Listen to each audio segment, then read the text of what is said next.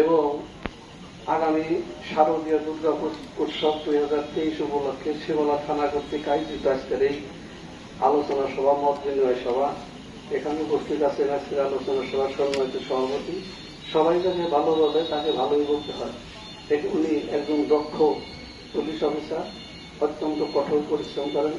সে আমাদের এই শিবলা থানার অফিসার ইনচার্জ মহোদয় এখানে উপস্থিত আছেন। আমন্ত্রিত অতিথি, প্রধান অতিথি বলতে না করছেন নিজেই, সেই আমন্ত্রিত অতিথি অত্যন্ত দক্ষ মানিকগঞ্জের একজন, যিনি শান্তিভাবে সবসময় মানিকগঞ্জ স্থিতিশীল শান্তি বজায় রাখার জন্য সবসময় সব জায়গায় থাকেন। সে আমাদের অতিরিক্ত পুলিশ সুপার ক্রাইম মহোদয় এখানে উপস্থিত আছেন। শিবলা উপজেলা আওয়ামী লীগের সম্মানিত সভাপতি, শিবলা উপজেলা পরিষদের সম্মানিত চেয়ারম্যান বীর মুক্তিযোদ্ধা জনাব রহমান খান জানু এখানে বক্তব্য শুনলেন। দুজন ভাইস চেয়ারম্যান মিরাজ হোসেন, লালন ফকির এবং রোনা আক্তার এখানে উপস্থিত আছেন। অত্যন্ত দক্ষ আমাদের প্রেসিডেন্ট মহোদয় এখানে উপস্থিত আছেন। প্রেস ক্লাবের সভাপতি, সাধারণ সম্পাদক সহ প্রেস ক্লাবের সাংবাদিকবৃন্দ এখানে আছেন। বিভিন্ন ইউনিয়ন পরিষদের সম্মানিত চেয়ারম্যান বৃন্দ এবং ইউনিয়ন পরিষদের সম্মানিত সদস্যবৃন্দ এখানে উপস্থিত আছেন। এই শিবলা থানার প্রত্যেকটি পূজা মণ্ডপের সভাপতি, সাধারণ সম্পাদক সহ সংশ্লিষ্ট তারা এখানে সবাই উপস্থিত আছেন। তাদের জানাই বাংলাদেশ আওয়ামী লীগ শিবলা উপজেলা শাখার পক্ষ থেকে মুসলমান ভাইদের সালাম, আসসালাম আলাইকুম, হিন্দু ভাইদের আদাব। অনেক বক্তব্য এখানে হয়েছে, বক্তব্য দেওয়ার কিছুই নেই। একটা কথা এখানে উঠেছে যে আমাদের এই পূজা যেমন সুষ্ঠু সুন্দরভাবে হয়, দশমী শেষ করার পরে আমরা যখন ঘরে যাব সুন্দরভাবে, তখনই বলবো যে আমাদের সুন্দরভাবে এই পূজাটা হয়েছে। যেমন এখানে একটা কথা আছে যে 100%-এর মধ্যে 90% মুসলমান আর 10% অন্যান্য সম্প্রদায়ের লোক।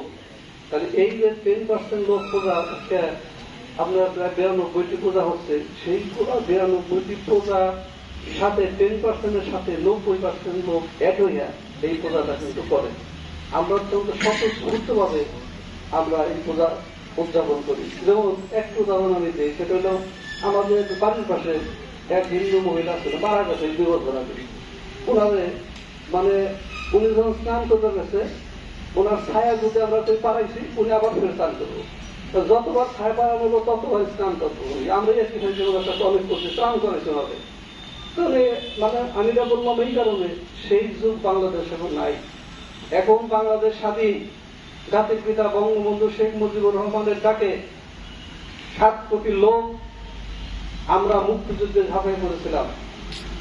2 লক্ষ লোক শহীদ হয়েছে, 30 লক্ষ লোক শহীদ হয়েছে, 2 লক্ষ মা বোন ইজ্জত দিয়েছে। তার বিনিময়ে পাইছে আমরা একটা দেশ, বাংলাদেশ, একটা পতাকা এখানে থাকবে, সবাই আমরা সমান, শান্তি সম্পত্তি বজায় রেখে আমরা সবাই চলাফেরা করব।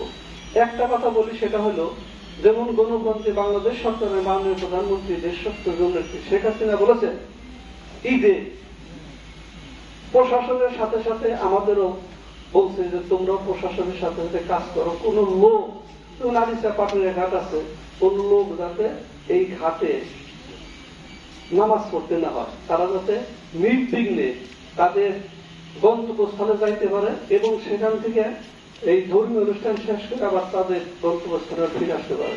ঠিক আমাদের এখানে বললাম এই কারণে, আমাদের এখানে একটি কথা, এত আয়োজন, এত মিটিং, ডিসি অফিসের মিটিং, এসপি অফিসের মিটিং, উপজেলা পরিষদের মিটিং, আজকে থানায় মিটিং এবং অনেক মিটিং আমরা করতেছি, কিন্তু কোন জায়গায় যদি একটা দুর্ঘটনা ঘটে আমাদের সমস্ত অর্জন এটা ধূলিসাৎ হয়ে যাবে। কিন্তু আমাদের সেই অর্জনটা ধরে রাখতে হবে। যেমন গত বছর 2টা, একটা হলো উলাইলে, একটা হলো শিমুলে, এই 2টা পূজা মণ্ডপে কিছু ঘটনা ঘটছে।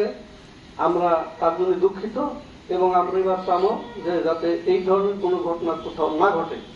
যেমন আর একটা কথা, আমাদের এই পূজা মণ্ডপ যেগুলি আছে, অনেক পূজা মণ্ডপ ইনসিকিউর। অনেক সময় করে কি পূজা বানাইতেছে, ওই পূজা রোদ দিতেছে, শুকাইতেছে, বা রাখতে যাই যোগ একজন সন্তান কি যেটা করলো কি এটা হাত ভাঙলো, বাড়ি করলো।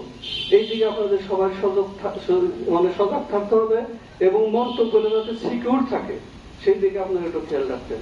আর এখানে একটা কথা যেটা বলা হয়েছে যে এই পূজা মণ্ডপগুলোতে আমি এখানে আমাদের অতিরিক্ত পুলিশ সুপার মহোদয় আছেন, দৃষ্টি আকর্ষণ করে বলবো, আনন্দ ঠিক আছে, কিন্তু আনন্দ করতে যায় যাতে নিরানন্দ না হয়। সেটা হলো যারা যে যত বড় ক্ষমতাশালী শক্তিশালী হোক, কেউ ওখানে গাঁজা খেয়া, মদ খাইয়া, হিরোইন খাইয়া এই পূজা মণ্ডপে নাচানাচি করতে পারবে না।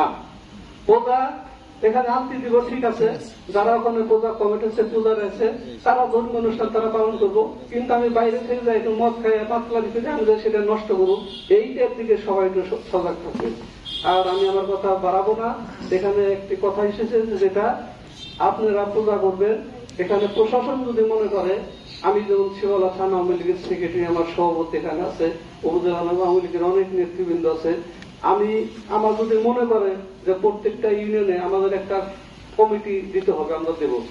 প্রত্যেকটি পূজা মণ্ডপ যদি মনে করে আমরা এই ওই ইউনিয়ন থেকে 5 জন বা 7 জন দেওয়ার প্রয়োজন যদি মনে করে, আমরা ওটা করব।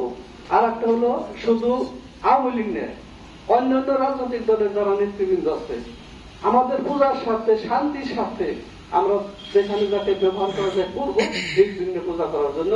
এবং লাস্ট কথা হলো যে পূজার যে বিসর্জন যেটা, সেই বিসর্জন আমাদের এট এ টাইমে দিতে হবে। এট এ টাইমে বিসর্জন দিলে এখানে কিন্তু কথা হয়েছে যে পুলিশ কতজন, এই আমাদের আনসার বিটিভি মহোদয় বলছে পুলিশ কতজন, পুলিশ তো সীমিত, শিবালা থানা তো ব্যাপক, এই ব্যাপক থানায় এরিয়ার ভিতর পুলিশ সব জায়গা দেওয়া কষ্টকর। এই জন্য জনগণই মনে করবো যে আমি পুলিশ, আমি থানা বলি, সেক্রেটারি মনে করবো আমি পুলিশ, আপনি পূজা কমিটির সভাপতি মনে করেন আপনি পুলিশ, যার দায়িত্ব সেই পালন করবে। এই কথা বলে সবাইকে ধন্যবাদ, বক্তব্য শেষ করতে খুব হবে। জয় বাংলা, জয় বঙ্গবন্ধু, বাংলাদেশ।